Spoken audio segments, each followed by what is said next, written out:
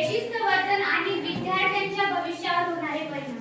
मित्रांनो, आज शिस्त नाही म्हणून आयुष्य कमी होत नाही, शिस्त नाही म्हणून आयुष्य कमी होत नाही, पण बेशिस्तीने मात्र आयुष्य खराब होतं, आणि जे भरकटलेलं आयुष्य असतं ते एक दिवस स्वतःलाच प्रश्न विचारतो की मी इथे कसा आलो.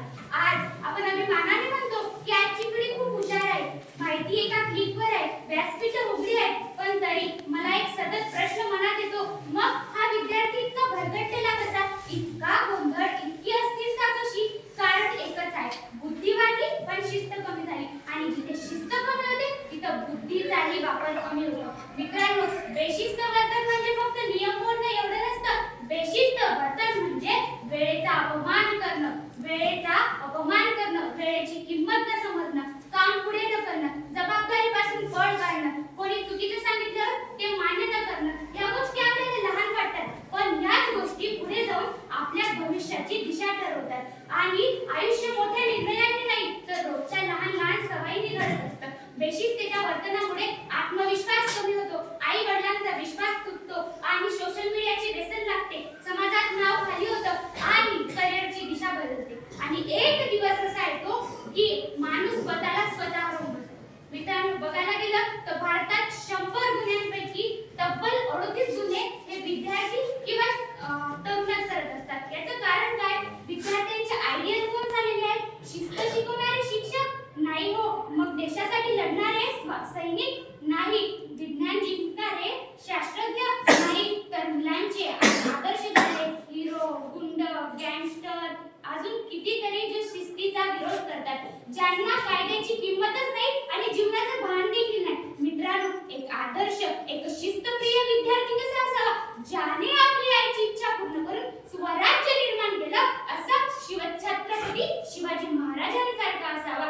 शिक्षण हे वाघिणीचे दूध असतं, जो प्राशन करेल तो गुरगुरल्याशिवाय राहणार नाही, असे म्हणणारे डॉक्टर बाबासाहेब आंबेडकरांसारखा असावा. स्वप्न ती नाही ती झोपेत पडतात, अहो स्वप्न तर ती आहे ती झोपू देत नाही, असे म्हणणारे एपीजे अब्दुल कलामांसारखा असावा. हे बघा मित्रांनो, जो विद्यार्थी शिस्त हरवतो तो विद्यार्थी अभ्यास हरवतो, अभ्यास हरवला की दिशा हरवते, दिशा हरवली की यश हरवतं, आणि स्वप्न हरवतात, आणि तो विद्यार्थी स्वतःलाच हरवून बसतो. तुम्हाला एक गोष्ट सांगते, एक मुलगा होता जर्मनीत, अतिशय शिस्तप्रिय, अभ्यासात थोडा कमी होता पण त्याच्याकडे शिस्त मात्र भरपूर होती, आणि तो आता जर्मनीमध्ये उच्च पदावर आहे. आणि त्याचाच मित्र जो वर्गाचा टॉपर होता पण त्याच्याकडे शिस्त नावाचा प्रकारच नव्हता. म्हणजे सांगण्याचं तात्पर्य एवढं की आमचे शिक्षक आम्हाला नेहमी सांगतात की बाळांनो, तुम्ही कितीही मोठ्या पदावर जा, तुम्ही कितीही मोठे झालात, तर तुमच्याकडे शिस्त नसेल, गुड बिहेवियर नसेल, तर तुम्हाला कुठेच किंमत नाही, तुमचं शिक्षण व्यर्थ आहे. म्हणून विचार करा, कल्पना करा, आज आपण विद्यार्थी बेशिस्त वागलो तर उद्या भविष्याचं काय होणार? आपला देश कोण चालवणार? आपल्या देशाचं रक्षण कोण करणार? या देशाला डॉक्टर हवे, कुणी गुंड नाही, या देशाला शास्त्रज्ञ हवे, शस्त्र चालवणारे नाही, या देशाला नेते हवे, कुणी भडकवणारे बेशिस्ती नाही.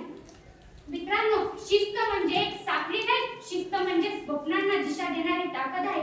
आज जो स्वतःवर राज्य करतो तोच उद्या संपूर्ण जगावर आपला ठसा उमटवतो. मित्रांनो, एका बेशिस्तीच्या एका क्षणाने आयुष्य बर्बाद होतं आणि शिस्तीच्या एका क्षणाने आयुष्य घडतं. म्हणून आपल्याला ठरवायचंय की आपल्याला बेशिस्तीच्या रस्त्याला जायचंय की शिस्तीच्या रस्त्याला जायचंय. मित्रांनो, आज शिस्तीला वेळ नाही म्हणाला तर उद्या वेळ तुम्हाला नाही म्हणेल. आज मेहनतीपासून पळाला तर उद्या यश तुमच्यापासून पडेल. आणि थोर पुरुष म्हणून गेले, जेव्हा तुम्ही डोंगरा एवढं स्वप्न बघतात तेव्हा तुमचं ते उंदरा एवढं साध्य होतं. म्हणून स्वप्न मोठी बघायला शिका, कारण शिस्तप्रिय विद्यार्थी मोठी स्वप्न बघतो आणि बेशिस्त वर्तन तो कधी करतच नसतो. आणि मित्रांनो, जो बेशिस्तीला माफी देतो तो उद्या त्याला भविष्य कधी माफ करत नाही. म्हणून उठा,